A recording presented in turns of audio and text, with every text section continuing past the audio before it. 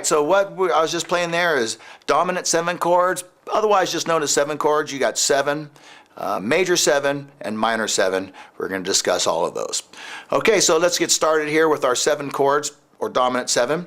You'll see them listed. If you see like an A7 chord listed in your sheet music, then you'll instantly know that's a dominant 7. It doesn't say dominant 7, it just says A7. Just like if you see an A chord, it doesn't say A major, it just says A, you know it's major. If you see a symbol after it like a MIN, then you know it's A minor, or other symbols like A, M, A, MAJ7, then you know it's A major 7. So unless you see a symbol after it, if you just see an A, you know it's an A chord, just like the 7 chords.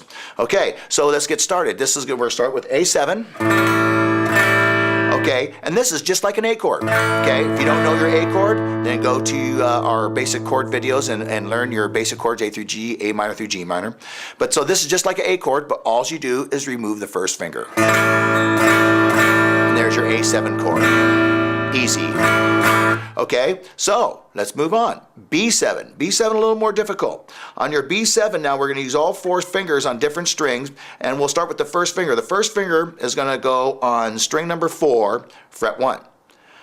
Finger number 2 is going to go on string 5, fret 2. Finger number 3 is going to go on string 3, fret 2, and then you're going to put your pinky on string 1, fret 2. Now you want to make sure that you have a straight attack angle on your pinky and your 3rd finger. You want a straight attack angle because this string here is open. String 2 is open. It goes right in between those 2 fingers. So if you have it a little bit on an angle, you're going to get, a weird sound. So make sure, troubleshoot your chord, play 1 string at a time, and make sure that you're not getting this kind of sound, because then that means this finger's hitting it or something could be hitting it. So make sure you get a good straight angle so you get that B string ringing out. Okay, so once again, that should sound like this. There's your B7 chord. Okay, C7 is a pretty easy chord because it just works off of your C chord. And what you're going to do now is you're going to add your pinky here to string number 3, and then you're going to put it on fret 3. So now your C chord that sounded like this will now sound like this. There's your C7. D7's easy. It's like a backwards D is what I kind of call it. Your D chord's like this, but what you're going to do now is you're going to play it like this. So instead of playing this note here, you're going to play the note on the other side of these 2 fingers.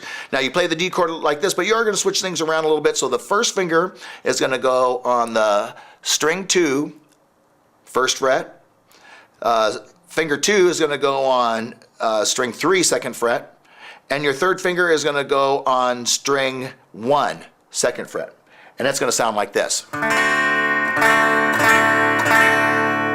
note at a time. So there's your D7 chord.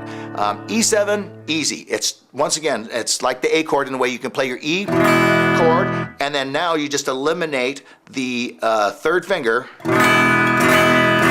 There's your E7, piece of cake. F7 a little more difficult. F7 now, a good way to get started with this, see if you could play all your strings on the 1st fret with your finger holding everything down. Watch. Not an easy thing to do. This gets you set up because then what you're going to do, after doing that, you're going to put your 2nd finger on fret 2, 3rd string. Then you're going to put your 3rd finger on fret 3, 5th string. And it should sound like this. There's your F7 chord.